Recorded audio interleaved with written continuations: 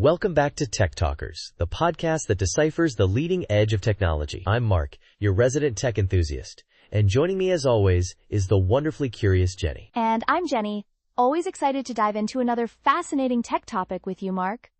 What piece of silicon wizardry are we dissecting today? Oh, Jenny, today we're talking about the titans of graphics processing. We're peeling back the layers on NVIDIA's RTX 4090, which has been the undisputed king of consumer GPUs, and then peeking into the future with the rumored RTX 5090. This is where gaming and professional rendering collide with some serious AI horsepower. Ooh, the 4090. That's the one that made headlines for its raw power, right? I remember seeing those benchmarks. But how long can it really hold on to that crown with the 50 series on the horizon? Well, that's exactly it. The RTX 4090, even now, is truly in a league of its own. We're talking about a card that can run games like Cyberpunk 2077 at 4K with full ray tracing and still hit a smooth 60 frames per second thanks to DLSS 3.0. It's got 24 gigabytes of VRAM, which isn't just for gamers. It's a beast for AI rendering and 8K video editing. Creators see a 2x speed up over previous generations in their workflows. It's quite good. Okay, 4K ray tracing at 60 FPS sounds pretty amazing. But is it too much? Like, is it overkill for most people? I can already hear our listeners thinking, do I really need that much power? That's a fair question, Jenny. For many, yes, it probably is. But for those pushing the boundaries, professional animators, CAD designers, high-end content creators, or hardcore simulation enthusiasts, that 24 gigabytes of VRAM and raw compute power is indispensable. It translates to hours saved on render times. So for them, it's not overkill, it's a necessary tool. It's like having a race car for a daily commute. Sometimes you need that speed, but for most, a standard car works just fine. That makes sense. It's a specialized tool for specialized needs. But speaking of the future, the RTX 5090, what are we hearing about that? Is it just a bigger, faster version of the 4090? Or is there something completely new under the hood? It's a definite leap forward, Jenny. The rumors and leaks suggest a substantial increase in raw compute. We're talking a projected 33% more CUDA cores.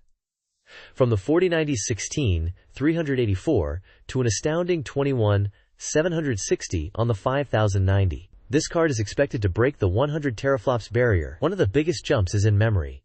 It's moving to GDDR7 memory with a remarkable 792 gigabytes per second bandwidth. That's 78% faster data transfer than the 4090's already fast memory. It's quite an advancement. Wow, 78% faster bandwidth is a significant jump. So, is 8K gaming finally going to be a mainstream thing with the 5090? Or will it remain a niche for those with truly massive monitors and budgets? I think the 5090 will certainly make 8K gaming much more viable, but it's still going to be a premium experience, at least initially. The real story here, though, isn't just raw frames. It's the architectural advancements. The RTX 4090 uses what NVIDIA calls the Ada Lovelace architecture, known for innovations like shader execution reordering, which makes ray tracing much more efficient. Shader execution reordering?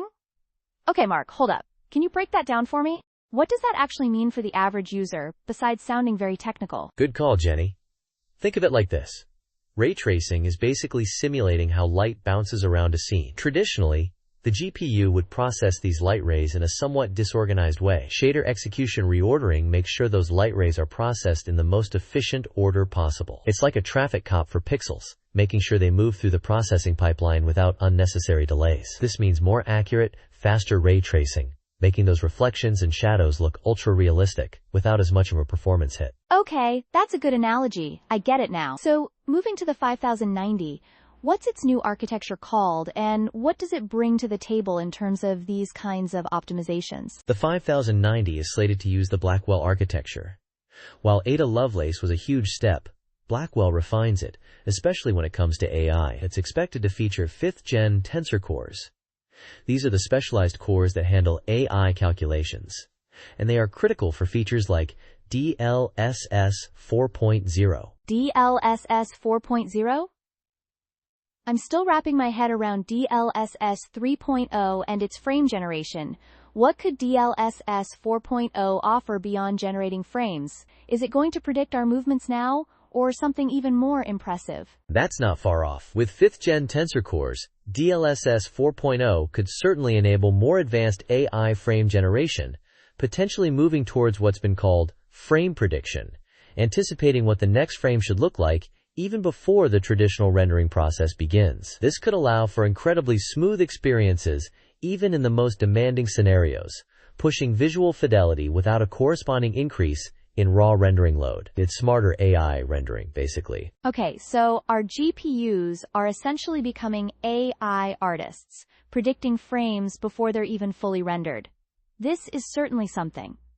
But all this power, all this AI, what about the power bill? These things must be drawing a good amount of electricity. You hit on a crucial point, Jenny. The RTX 4090 already has a thermal design power, or TDP, of 450 watts. The RTX 5090 is rumored to bump that up even further, to 575 watts. So yes, it's a 28% more power draw than the 4090. Your power supply better be quite robust. 575 watts? My microwave uses less power. This sounds like a challenge for anyone not looking to upgrade their entire household circuit. Should NVIDIA be prioritizing efficiency more than just brute force at these power levels? It's a balancing act, isn't it? While the raw power draw is higher, the efficiency gains are there. The 5090 produces roughly 27% more TFLOPS. That's trillions of floating point operations per second, for that 28% increase in power. So you're getting more performance per watt, even if the overall wattage is higher. It means less energy is wasted internally, but you are still consuming more overall. It's something eco-conscious consumers are definitely thinking about. It's a valid concern, and a point that often comes up in tech discussions. Is this push for increasing power a potential weakness for NVIDIA, or a necessary step for advancements? That's a good question. From a user perspective, it certainly raises the barrier to entry, right? Not just the cost of the card, but also potentially needing a new power supply, maybe even better cooling. For the average gamer, is it really worth it? Or do we reach a point of diminishing returns here? Most current games don't even fully utilize a 4090 in many scenarios. Exactly. While these cards are remarkable, critics do argue that focusing solely on raw power, especially at these TPD levels, can lead to diminishing returns for many consumers. For most gamers or casual content creators, the existing GPUs are more than sufficient. This often leads to flagship releases being seen more as halo products for marketing, rather than practical options for the majority. It's a niche market truly needing this kind of performance. I can see the dilemma. More efficiency per watt is good, but if the total watts go up, so does the impact. So, beyond gaming, how might all this, the Blackwell architecture, the GDDR7, the advanced tensor cores, impact other fields? The implications are huge. For scientific visualization, medical imaging, and especially AI research, these GPUs are becoming essential. Higher bandwidth from GDDR7 in HBM memory, for example, could unlock photorealistic VR simulations for training surgeons, create highly accurate weather models, or speed up drug discovery through complex molecular simulations. The AI capabilities are crossing into every field, not just entertainment. Imagine, for instance, a surgeon training in a virtual operating room, so realistic you can feel the tension as you make a virtual incision. That level of detail requires serious processing power. That's a powerful thought, Mark.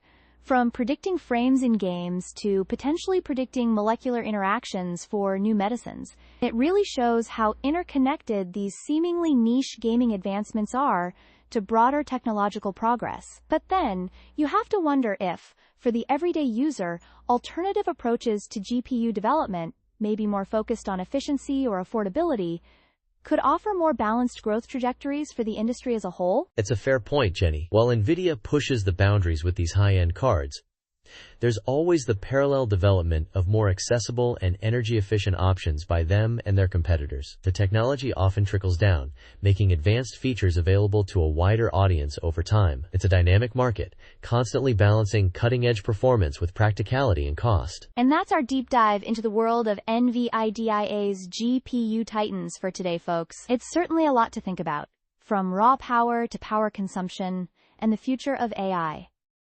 Thanks for joining us on Tech Talkers. See ya. It's been a blast talking about these impressive pieces of tech and thinking about where it all might go next.